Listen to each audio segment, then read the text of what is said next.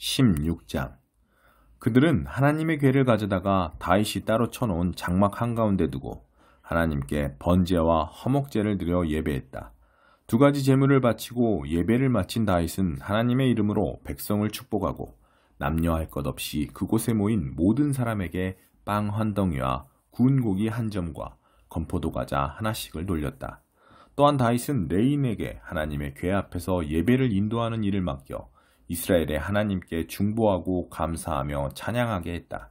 그 일의 책임자는 아삽이었고 그 아래로 악기를 연주하는 스가랴, 여이엘, 스미라못, 여이엘, 마따디아, 엘리압, 브나야, 오베데돔, 여이엘이 있었다.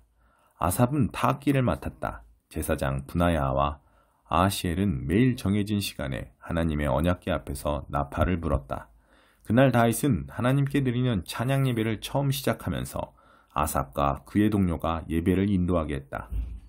하나님께 감사하여라. 그분의 이름을 소리쳐 불러라. 온 세상에 그가 어떤 분이신지 어떤 일을 하셨는지 알려라. 그분께 노래하여라. 그분을 위해 연주하여라. 그분께 행하신 모든 놀라운 일을 방방곡곡에 전파하여라. 하나님을 찾는 이들아, 그분의 거룩한 이름을 한껏 즐겨라. 환호성을 올려라.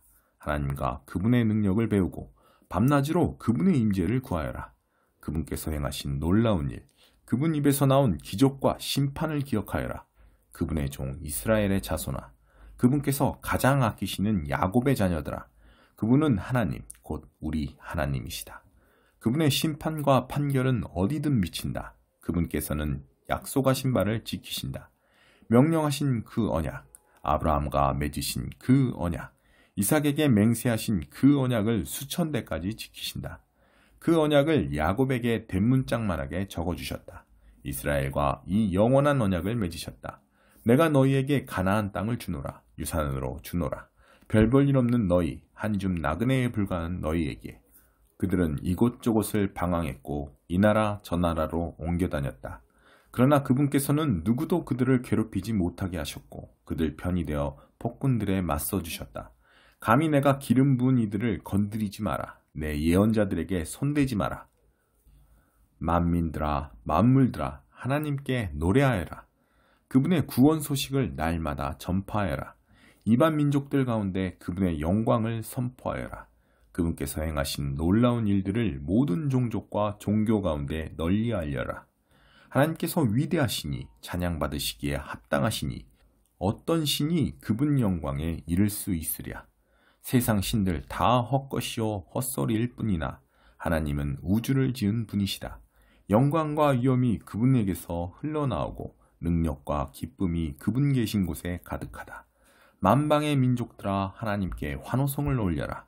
그분의 경이로운 영광에, 그분의 경이로운 능력에, 그분의 높으신 이름에 환호성을 올려라. 예물을 높이 들고 그분 앞에 나아가라. 그분의 거룩하심을 옷 입고 그분 앞에 서라. 하나님은 어미로운 분이시다. 경외할 분이시다. 세상을 제자리에 두어 요동하지 않게 하는 분이시다. 그러니 하늘에 명령하여 기뻐하여라 하고 땅에 명령하여 환호하여라 하며 민족들 가운데 소식을 전하여라. 하나님께서 통치하신다. 바다와 거기 가득한 생명들에게 명령하여 함성을 올려라 하고 들과 거기 모든 생물에게 명령하여 환호성을 올려라 하여라. 그러면 숲과 모든 나무도 하나님 앞에서 즐거워하는 모든 것과 함께 손뼉치며 외칠 것이다. 그분께서 오고 계신다. 모든 것을 바로잡으러 오고 계신다. 하나님께 감사하여라. 그분은 선하시며 그분의 사랑은 끝이 없으시다. 너희는 말하여라. 구원자 하나님, 저희를 구해주십시오. 저희 모두를 모아 이 이방 나라들에게서 건져주십시오. 그리하여 저희로 주의 거룩한 이름에 감사드리며 주를 찬양하는 삶을 누릴 수 있게 해주십시오. 하나님, 이스라엘의 하나님, 영원부터 영원까지 찬양받으시기를 원합니다. 그러자 모든 이들이 말했다. 그렇습니다. 아멘. 하나님을 찬양하여라. 다윗은 아삽과 그의 동료들을 하나님의 언약궤 앞에 머물게 하고 예배일을 맡겼다. 그들은 하루 종일 그곳에 머물면서 예배에 필요한 일을 담당했다. 다윗은 또 오베데돔과 그의 친족 68명을 임명하여 그들을 돕게 했다. 여도둔의 아들 오베데돔과 호사는 문지기 일을 맡았다. 제사장 사독과 그의 집안 제사장들에게는 기브온의 거룩한 언덕에 있는 하나님의 회막을 맡겨 날마다 아침 저녁으로 예배를 드리게 하고 이스라엘의 규범 및 하나님의 율법에 기록된 대로 번제단 위에서 번제를 드리게 했다. 그들과 함께 헤만과 여두둔과 그 밖에 따로 임명된 자들의 직무 내역에서는 이렇게 적혀 있었다. 하나님께 감사해라. 그분의 사랑은 끝이 없으시다. 헤만과 여두둔은 거룩한 노래를 연주할 나팔과 심벌지와 그 밖의 악기들을 구비해 두었다. 여두둔의 아들들은 문지기를 맡았다. 직무 배치가 완료되자 백성은 모두 집으로 돌아갔다. 다윗도 그의 가족을 축복하기 위해 왕궁으로 돌아갔다. 3장 말의 힘. 친구 여러분, 성급하게 선생이 되려고 하지 마십시오. 가르침에는 막중한 책임이 따릅니다. 선생은 가장 엄격한 기준을 적용받습니다. 우리 가운데 완전한 자격을 갖춘 사람은 하나도 없습니다. 우리는 입을 열 때마다 거의 매번 실수를 저지릅니다. 온전히 참된 말을 하는 사람을 만난다면 여러분은 삶을 완벽하게 제어하는 완전한 사람을 보고 있는 것입니다. 말의 입에 물린 재갈이 말의 온몸을 통제합니다. 큰 배라도 능숙한 선장의 손에 작은 키가 잡혀 있으면 그 배는 아무리 거센 풍랑을 만나도 항로를 벗어나지 않습니다. 여러분의 입에서 나오는 말이 하찮아 보이지만 그 말은 무슨 일이든 성취하거나 파괴할 수 있습니다. 잊지 마십시오. 아주 작은 불꽃이라도 큰 산불을 낼 수 있습니다. 여러분의 입에서 나오는 부주의한 말이나 부적절한 말이 그 같은 일을 합니다. 우리는 말로 세상을 파괴할 수도 있고 조화를 무질서로 바꿀 수도 있고 명성에 먹칠을 할 수도 있고 지옥 구덩이에서 올라오는 연기처럼 온 세상을 허망하게 사라지게 할 수도 있습니다. 두려운 일이 아닐 수 없습니다. 여러분이 호랑이는 길들일 수 있지만 혀는 길들일 수 없습니다. 이제껏 혀를 길들인 사람은 아무도 없었습니다. 혀는 사납게 날뛰는 무자비한 살인자입니다. 우리는 혀로 하나님 우리 아버지를 찬양하기도 하고 바로 그 혀로 하나님이 자기 형상대로 지으신 사람들을 저주하기도 합니다. 한 입에서 저주도 나오고 찬양도 나옵니다. 친구 여러분, 그런 일이 계속 일어나서는 안 됩니다.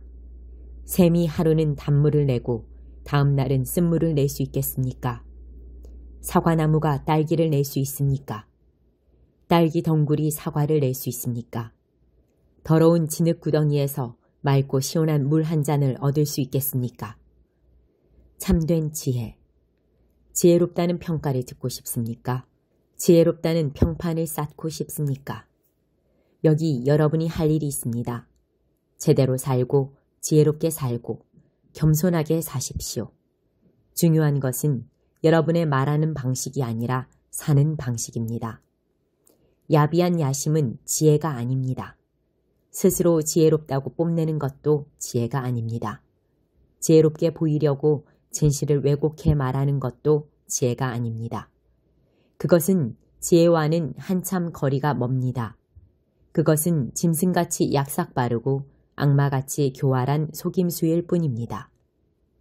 여러분이 다른 사람보다 더 낫게 보이려고 하거나 다른 사람을 이기려고 할 때마다 일은 엉망이 되고 서로 멱살을 잡는 것으로 끝나고 말 것입니다.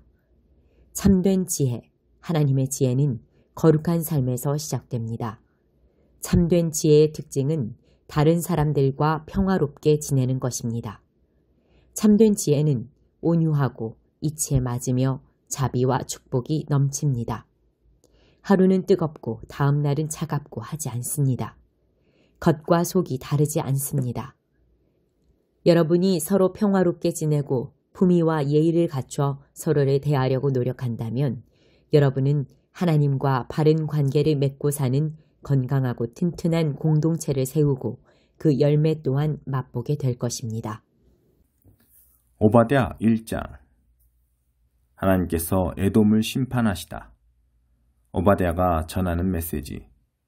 주 하나님께서 에돔을 향해 하시는 말씀이다. 우리는 이 소식을 하나님께 직접 들었다. 사악한 민족들에게 보냄받은 한 특사를 통해 들었다. 일어나 전투태세를 갖춰라. 에돔과 전쟁을 벌일 준비를 하여라. 에돔아, 귀 기울여 들어라. 내가 너를 보잘것없는 자로 만들려 한다. 사악한 민족들 중에 가장 멸시받는 보잘것없는 민족으로 만들려 한다. 너는 내가 대단한 자인 것처럼 굴었다. 산에 우두머리인 양 높은 바위 위에 앉아서 마음속으로 나를 건들 자 누구랴, 내게 손댈 자 누구랴 하고 생각했다. 그러나 이제 생각을 바꾸어라. 내가 독수리처럼 높디 높은 절벽 위에 보금자리를 잡더라도, 아니 별들 사이에 둥지를 틀더라도 내가 너를 땅으로 끌어내릴 것이다. 하나님의 확실한 말씀이다. 도둑이 들면 집이 몽땅 털리지 않느냐? 밤길에 강도를 만나면 가진 것을 다 털리지 않느냐? 에서는 그렇게 하나씩 빼앗겨 지갑과 호주머니를 다 털릴 것이다.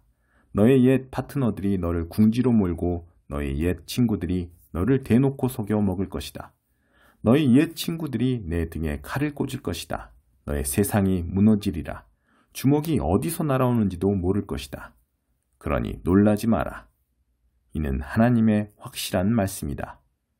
내가 에돔에서 현인들을 다 쓸어버리고 에서의 산에서 유명한 현자들을 모조리 없애버릴 날이 올 것이다. 대만아, 너의 위대한 영웅들이 너를 버리고 도망칠 것이다. 에서의 산에 남아있는 자 아무도 없으리라. 내가 내 형제 야곱에게 행한 잔악한 일들이 낱낱이 역사에 기록되었다. 그 일로 너는 모두에게 멸시를 받을 것이다. 역사에 설 자리를 잃을 것이다. 그날 너는 팔짱을 낀 채 그저 보고만 있었다. 낯선 자들이 내 형제의 군대를 붙잡아 끌고 가는데도, 사악한 외적들이 예루살렘을 공습하여 약탈하는데도 그저 수수방관했다. 너도 그들 못지않게 악질이다. 자기 형제가 얻어맞고 있는데 고소해하다니. 그래서는 안 되었다. 유다의 아들들이 진창에 처박히는 것을 보고 깔깔 웃다니. 그래서는 안 되었다. 고생하고 있는 그들에게 큰 소리를 해대다니. 그래서는 안 되었다. 삶이 파탄난 그들을 되레 이용하다니. 그래서는 안 되었다. 그들의 고난, 그들의 비참한 모습을 보며 웃고 떠들다니. 다른 민족들은 몰라도 너만큼은 그래서는 안 되었다. 얻어맞아 바닥에 쓰러진 그들의 옷을 벗겨가다니. 그래서는 안 되었다. 길 끝에서 기다리고 섰다가 피난민의 길을 막지 말았어야 했다. 모든 것을 잃고 목숨만 건진 무력한 생존자들에게 등을 돌리다니. 그래서는 안 되었다. 이스라엘의 승리. 모든 사악한 민족들을 심판하실 하나님의 날이 가까이 왔다. 내가 행한 그대로 내게도 이루어질 것이다. 내가 행한 일이 부메랑이 되어 내 머리를 칠 것이다. 너희가 내 거룩한 산에서 파티를 벌인 것처럼 모든 사악한 민족들이 하나님의 진노를 마시게 될 것이다. 마시고 마시고 또 마시고 그렇게 마시다 꼬꾸라질 것이다. 그러나 시온산은 다르다. 그곳에는 쉼이 있다. 그곳은 안전하고 거룩한 장소. 강탈자들에게 모든 것을 빼앗긴 야곱 가문이 제 것을 다시 찾을 것이다. 그날 야곱 가문은 불이 되고 요셉 가문은 맹렬한 화염이 될 것이며 에서 가문은 밀집이 될 것이다. 에서는 화염에 휩싸여 연기로 사라질 것이다. 잿더미만 남을 것이다. 하나님께서 그렇게 된다고 분명히 말씀하셨다. 남방에서 온 자들이 에서의 산을 차지할 것이다. 산기슭에서 올라온 자들이 블레셋 사람들을 괴멸시킬 것이다. 그들이 에브라임과 사마리아의 농장을 차지하고 베냐민이 길르앗을 차지할 것이다. 그 전에 이스라엘 포로들이 돌아오고 사르밧 북쪽에 이르기까지 가나안 땅을 차지할 것이다. 저 먼 북서쪽 스라밧에서 예루살렘 포로들이 돌아와 남쪽 도성들을 차지할 것이다. 시온산에 구원받은 남은 자들이 에서의 산에 들어가 정의롭고 공정하게 다스릴 것이다. 하나님 나라를 높이는 통치를 펼칠 것이다. 5장. 깊은 물로 나가서 그물을 내려라. 한 번은 예수께서 게네사렛 호숫가에 서 있는데 무리가 하나님의 말씀을 더 잘 들으려고 그분께로 몰려들었다. 예수께서 배 두 척이 묶여 있는 것을 보셨다. 어부들이 막 배에서 내려 그물을 씻고 있었다. 예수께서 시몬의 배에 올라타셔서 배를 해안에서 조금 떨어지게 띄우라고 부탁하셨다. 예수께서 그 배에 앉으셔서 배를 설교단 삼아 무리를 가르치셨다. 가르치기를 마치시고 나서 예수께서 시몬에게 말씀하셨다. 깊은 물로 나가서 그물을 내려 고기를 잡아라. 시몬이 말했다. 주님, 우리가 밤새도록 열심히 고기를 잡았지만 피라미 한 마리 잡지 못했습니다. 하지만 주님께서 그렇게 말씀하시니 그물을 내리겠습니다. 말을 마치자마자 그물에 더 이상 담을 수 없을 정도로 많은 고기가 가득 잡혔다. 그들은 다른 배에 있는 동료들에게 와서 도와달라고 손짓했다. 두 배에 고기가 가득 차서 배가 가라앉을 지경이었다. 이것을 본 시몬 베드로가 예수 앞에 무릎을 꿇었다. 주님, 떠나주십시오. 저는 죄인이어서 이 거룩함을 감당할 수 없습니다. 저를 내버려 두십시오. 잡은 고기를 끌어올리자 시몬과 그 곁에 있던 사람들이 모두 두려움에 사로잡혔다. 시몬의 동료인 세베대의 두 아들 야고보와 요한도 마찬가지였다. 예수께서 시몬에게 말씀하셨다. 두려워할 것 없다. 이제부터 너는 사람을 낳게 될 것이다. 그들은 배를 해안으로 끌어올린 뒤에 그물과 모든 것을 배와 함께 버려두고 그분을 따라갔다. 변화된 삶을 초청하시다. 어느 마을에 온몸에 나병이 걸린 사람이 있었다. 그가 예수를 보고 그분 앞에 엎드려 간청했다. 원하시면 저를 깨끗하게 하실 수 있습니다. 예수께서 손을 내밀어 그에게 대시며 말씀하셨다. 내가 원한다. 깨끗하게 되어라. 그러자 즉시 그의 살갗이 부드러워지고 나병이 깨끗이 사라졌다. 예수께서 그에게 말씀하셨다. 온 동네에 말하고 다니지 마라. 모세가 명한 대로 예물을 가지고 제사장에게 가서 내 나은 몸을 조용히 보여라. 내 말이 아니라 깨끗해져서 순종하는 내 삶이 내가 한 일을 증거할 것이다. 그러나 그 사람은 그 일을 자기 혼자에게만 담아둘 수 없었다. 소문이 곧 퍼져나갔다. 어느새 큰 무리가 말씀도 듣고 병도 고치려고 모여들었다. 예수께서는 할 수 있는 한 자주 외딴 곳으로 물러나 기도하셨다.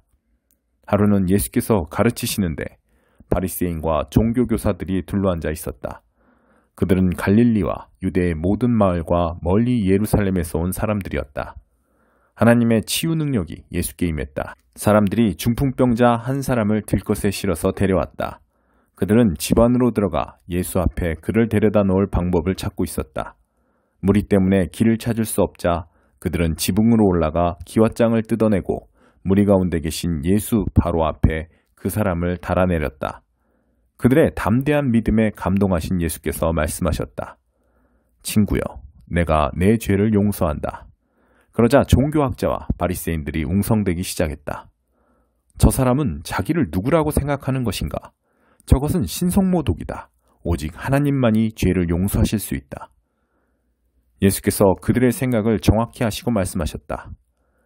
왜 이리 수근수근 말이 많으냐? 내가 내 죄를 용서한다고 말하는 것과 일어나 걸어가라고 말하는 것 중에 어느 쪽이 더 쉽겠느냐? 내가 인자인 것과 내가 어느 쪽이든 행할 권한이 있다는 것을 분명히 보여주겠다. 예수께서 중풍병자에게 직접 말씀하셨다. 일어나거라. 내 자리를 들고 집으로 가거라. 그 사람은 한순간도 지체하지 않고 그대로 했다. 일어나 담요를 들고서 하나님께 영광을 돌리며 집으로 갔다. 사람들은 도무지 믿기지 않아 자신들의 눈을 비볐다. 그러고 나서 그들도 하나님께 영광을 돌렸다. 그들이 두려움에 차서 말했다. 우리 평생에 이런 일은 처음 본다. 이 일 후에 예수께서 밖으로 나가서 레위라는 사람이 자기 일터에서 세금을 걷고 있는 것을 보셨다. 예수께서 말씀하셨다. 나와 함께 가자. 그는 예수를 따라갔다. 모든 것을 버려두고 그분과 동행한 것이다. 레위는 예수를 위해 자기 집에서 성대한 저녁 식사를 베풀었다. 세금 징수원들과 그 밖에도 평판이 좋지 않은 인물들이 저녁 식사 손님으로 와 있었다. 바리새인과 종교학자들이 속이 잔뜩 뒤틀려서 그분의 제자들에게 다가왔다. 당신네 선생이 사기꾼과 죄인들과 함께 먹고 마시다니 이게 대체 어찌된 일이오?